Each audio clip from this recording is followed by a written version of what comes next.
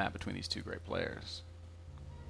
And guys, you know you just saw pretty awesome TVT when Mr. Bitter was not even able to mention the missile turret. I didn't get to talk about them, but you know why that is? Because TaeJa never built an engineering bay. I was like, where is he? Where's the missile turret guy? But there was no missile turret guy.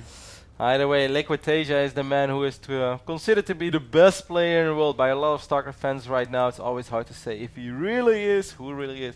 I guess we're just going to have to wait until BlizzCon to finally give that determine once crown. and for all. That's going to be such an amazing event. Yeah, it's going to be such a stacked event. It's, I can't even. Don't want to think about it yet. I can't. It's just my mind. What we do know is that TaeJa is doing very well in WCS points. I believe he already has 4,000 points. So I think it's pretty safe to say, man, that TaeJa is gonna make it to WCS unless something really, really crazy has to happen. MajOr on the other end, once more, he made it to Premier League all 3 seasons on the road. That's really good. But he never really had a deep run. Never made it to the round of 16, and obviously further than that. So yeah, I think he has 350, 400 points, something like that. It's still something to be proud of. Don't get me wrong. Premier League 3 seasons on the row.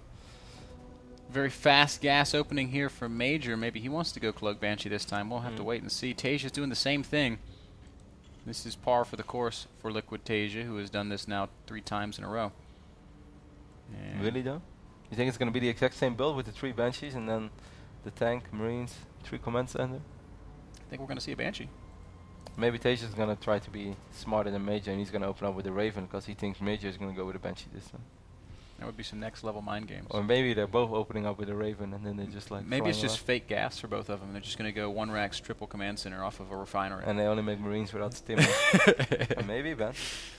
I don't think it's going to happen. I think that's a little bit unlikely.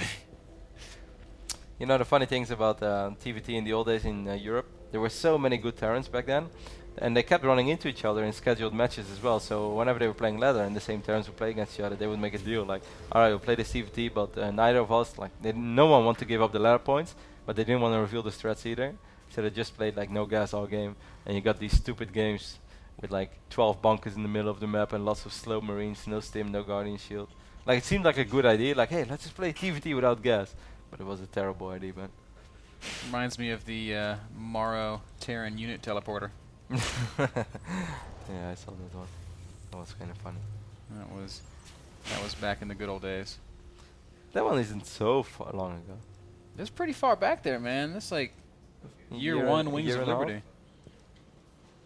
I guess. Starport going down on either side. We can see MajOr mining off both refineries now as well.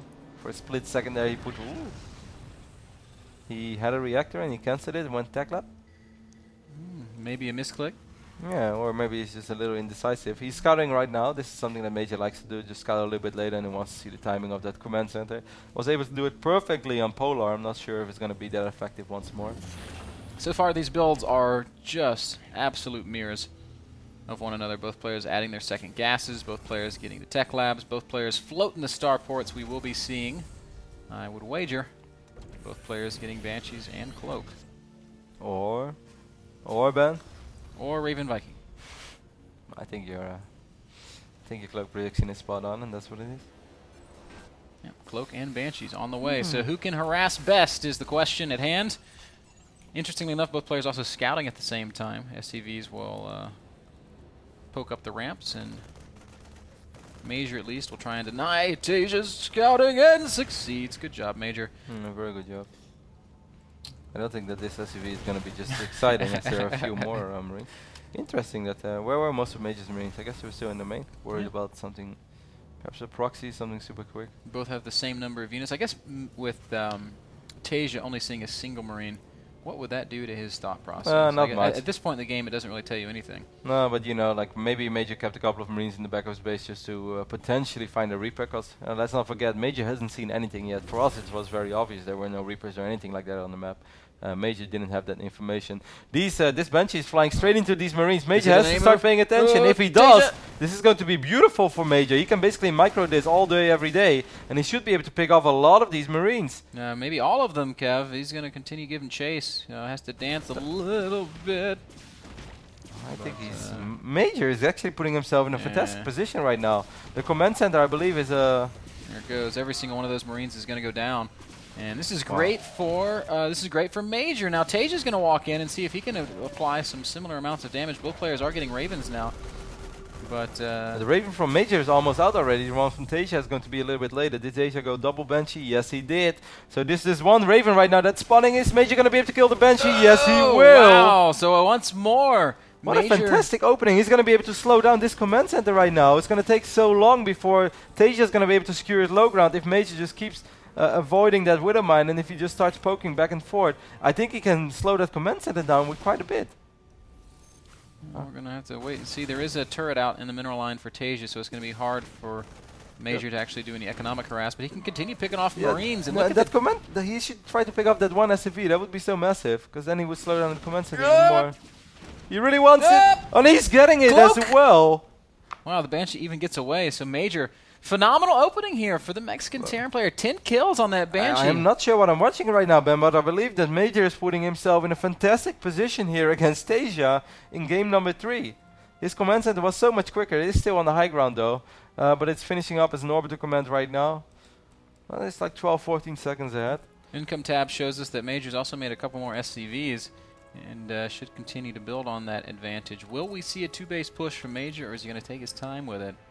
He is steadily producing off of that 1 starport, 1 barracks, and 1 factory. Like that second Banshee didn't do all that much for TaeJa either. Actually 0 kills. Right, if we look at resources lost, it's 5 units killed there by TaeJa, 12 units killed by MajOr. It's not so substantial that it's game defining at this point. But it felt big. And it looked beautiful. I mean, but MajOr did most of it was just spot on. And the units that he lost were only Marines as well. And if there's one unit that you want to lose in the early phase of the game, it's the Marine. That's true. He lost 1 SCV, but that was a scouting SCV. 27 army supply to 33. Oh, it was poor Widow Mine. For a second I was going to think these poor Marines, if this one Marine was able to shoot at all these Marines, that would definitely take a lot of power out of this push from MajOr. Army supply shows us right now 34 against 31, but TaeJa will have a defensive siege tank, 2 of them even, so he should be fine if he just puts himself in a good position. MajOr could start setting up a very long 2-base contain as well, but you know, it's always hard to keep that up. Whoop. Oh man, Widow Mine burrows just in the nick of time. Oh, that little bit of damage on that Viking is actually super important now already, because they have an even amount of Vikings. Of course, TaeJa is going to be able to repair his Vikings as well. Point defense drones going down. I think TaeJa should be okay. Yep. Certainly with SCVs coming in here to help out. Banshee does get killed though, and actually MajOr is doing pretty well. Banshee staying alive, is going to be able to pick off the siege tank, and is now going to be able to go to work on the Marines. Kevin, TaeJa's in trouble. He's going to have a really, really hard time breaking these 2 tanks from MajOr.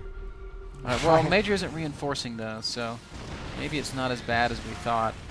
Siege tanks will go ahead and blast the last of MajOr's Marines, and now it's just naked tanks maybe all by auto turret is going to go down. Auto turret would actually be very annoying to deal with. Or he just wants to save the energy for another PDD. But he's not going to lose that tech lab either. Right now MajOr is going to unsiege these 2 tanks, and TaeJa's like, alright. Yeah, they're going to get out just fine. TaeJa's trying to play bio tank. The reinforcements are actually looking really scary though. MajOr's going to have a massive siege tank advantage if he doesn't lose these tanks, if TaeJa's going to overextend over here as well. This is such a difficult position for TaeJa right now to be in. Yes, he is defending, and with siege tanks you can always defend, but he only has 2 tanks against 5 tanks from MajOr. I think MajOr might be able to roll up and just siege everything. TaeJa's also finishing 3 critical upgrades all at the same time. Combat shields finishing up, +1 finishing up, and stim also nearing completion. MajOr hasn't started any of those upgrades, Kevin, so the Marines of TaeJa are going to be exponentially more powerful, and I think MajOr realizes this. He is now going to back off. He's taken a 3rd base in the midst of this aggression. There is quite a bit ahead. Not a 3rd command center for TaeJa. There's one in production there on the right side. There it is, you're right. But I mean, the one of MajOr is already in position, and this is a little bit of a flight as well, and still going to take some time before it actually finishes up. It will be an orbital. I think MajOr was quite pleased with how that all went. Would have been really sick if he was able to make something happen on the moment he had 5 tanks against 2, but once more, if someone has his tanks already sieged up, especially if it's on the high ground, it is really hard to push that issue, and you mentioned those important upgrades for TaeJa finishing up as well. So maybe it was the best decision by MajOr to just back off. 101 supply to 100, surprisingly even given how one-sided some of these fights have looked, but it is a very narrow game. Worker count basically identical, army supply basically identical. Upgrades do favor TaeJa. That's really the lone bit of separation that we have right now. Both players adding in infrastructure, getting more production facilities, MajOr playing catch up with those upgrades. Yeah, But the good thing for MajOr is that he's upgrading of double engineering base. So even when he's down a little bit right now, I think TaeJa's still on a single eBay. Even though he has +1 finish already and +1 armor is about to finish up. If MajOr just keeps upgrading from both engineering base, I think he'll be okay. They'll probably both have 2-2 around the same time. Oh, interesting. Here comes the third command center from I wonder why he takes it TaeJa. over here rather than here. Maybe he hates his high ground? Could be that. Could be that he only has to defend a single point by taking it here. He kind of has this little bridge area that he can park his units around. I'm not sure. It's a good question. TaeJa is on the move, Kev. 129 supply against 137. Armies are virtually identical. Upgrades are going to be even when they fight, at least mostly. All those big upgrades for MajOr are about to finish up. Stim almost ready. Guardian or Combat Shield almost ready. I think I called it Guardian Shield before. Sorry. Man, that would be really good if Terran could have Guardian Shield. Maybe in Legacy of the Void. I would not like it. Yeah, maybe they can get something that actually steals stuff, like Spell Breakers from Human in Warcraft 3. I would not be happy to see that. I never liked the Spell Breaker either. So strong. Still very even. 150 supply both ways. And we do see a drop out on the map for MajOr. And is TaeJa really able to deal with this kind of a drop? He has no units back at home at all. In fact, his reinforcements are being rallied out in front of his natural. So if MajOr drops the back of the main, it's probably going to be problematic. Here comes TaeJa, drops the big stem. He's going to attack into the siege line of MajOr, and MajOr in a good position. I think he's going to defend just fine. Yep. There's going to be a... oh, he's going to try to pick up that tank as well. MajOr's doing everything right. Double Seeker missile. Sick, beautiful play with the medevac. And now at the same time, he's dropping 16 Marines in the main base of TaeJa. How many units does TaeJa have at home? Oh, I cannot believe this, Kevin. MajOr on the verge of winning this game against TaeJa. TaeJa taps out, and MajOr does it. Juanita.